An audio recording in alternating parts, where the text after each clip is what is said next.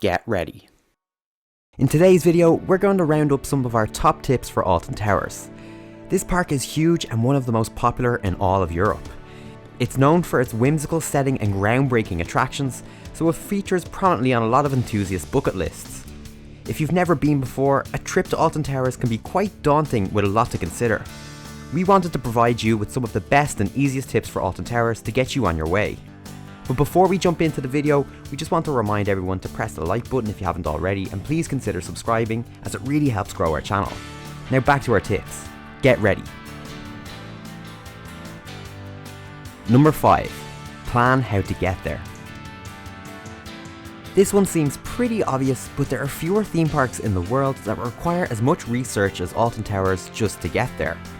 Alton Towers is not exactly in a traditionally urban area. In fact, it's actually quite tucked away in the English countryside, away from many of the major cities.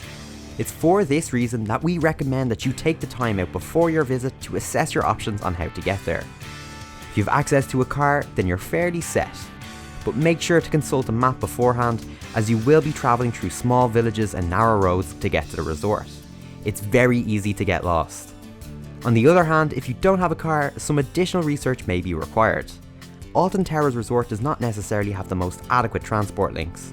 It does heavily rely on the fact that most visitors will have cars. However, don't let this stop you from making a visit. By train, your best option is to try and get to Uttoxeter Station, as this is a bus link that will drop you to the resort. If you can only arrive at other train stations, such as Stoke-on-Trent or Derby, you may need to get a taxi. The official Alton Towers website gives a good breakdown advising you exactly how to get to the resort. Number 4. Plan your initial route.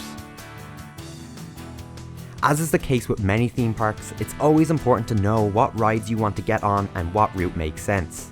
Simply put, Alton Towers can be a very busy theme park, particularly during peak days. It's the second most attended theme park in the UK, just behind Legoland Windsor. Avoiding the park during weekends and school holidays can help you get on everything you want. But we understand that this isn't always feasible. Kids are off school, but parents have to work, and a weekend trip might be the only option that you have. So plan your day around the attractions that you would classify as must-dos. Getting to the park before it opens and deciding where to start your day is the key to succeeding in this. A particularly effective initial route would potentially be getting straight to Wickerman. This ride probably gets the longest out of all the attractions in the park, and from there you can then make your way to X Sector or Dark Forest and work your way from the back of the park to the front. Typically speaking, most people are quick to jump into a line for rides at the front of the park.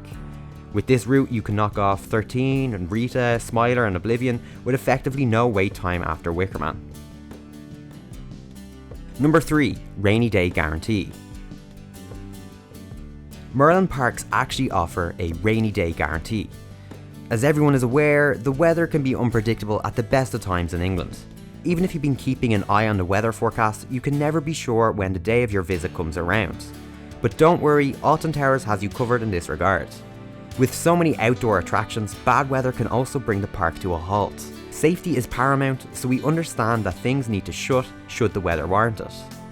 But what does that mean for your visit? Well, Alton Towers' rainy day guarantee means that if it rains consistently for more than 1 hour, you can return another day for free. Just retain your ticket and then book a return reservation through the Alton Towers website. Bring your reservation along with your original ticket to any of the windows and you'll be allowed back in. Despite this being a great advantage at this park, it's understandable that it might not be promoted so much. But now you know. So don't fret if your day is a washout, just see if you're eligible for a free return ticket through this guarantee. Number 2. Consider express parking.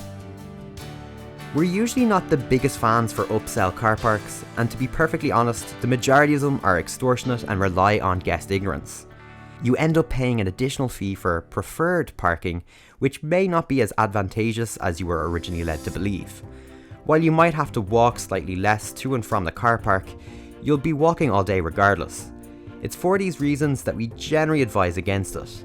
With that said, however, Alton Towers setup is slightly unique, meaning express parking might be worth it. We should preface this by saying that this is particularly the case if you're only visiting for one day during one of the aforementioned peak days. To get access to the park from the standard car parks, you will most likely need to take the Alton Towers monorail.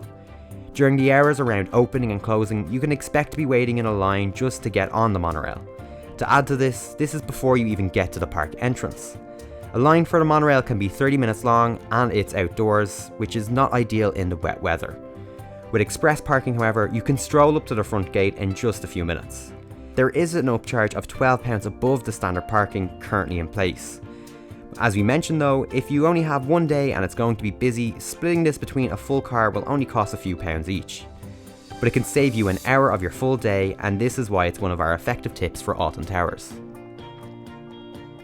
Number 1. Set your expectations. Alton Towers is the largest theme park in all of the UK. The whole area spans 910 acres of land, or 3.7 kilometres squared. Within this, there are 10 lands in total, each with their own respective attractions. Based on this, you really need to set your expectations before you enter the park. While you may be willing and eager, it's near impossible to see absolutely everything in this park in one day. While it's absolutely rammed with attractions, it's just huge in size. If you're trying to hop from one big ride to the next, it can take a substantial amount of time just to get between the two. Because of this, we really recommend that you do set your expectations. While you won't get to see absolutely everything in one day, it might be a good idea to see if you can visit twice. If this is not feasible, prioritize exactly what you must do and get those done. Anything else after that can be considered a little bonus. Visiting Alton Towers, particularly for the first time, can lead to disappointment. But once you know what you're signing up for, you know what to expect. When it comes to tips for Alton Towers, this is probably the easiest one we can recommend. You just need to visit with the right mindset and you'll be able to enjoy your day. If you're a long-time Alton Towers fan, check out our attraction graveyard entry for this park, where we document some of the long-lost rides that are no longer with us today.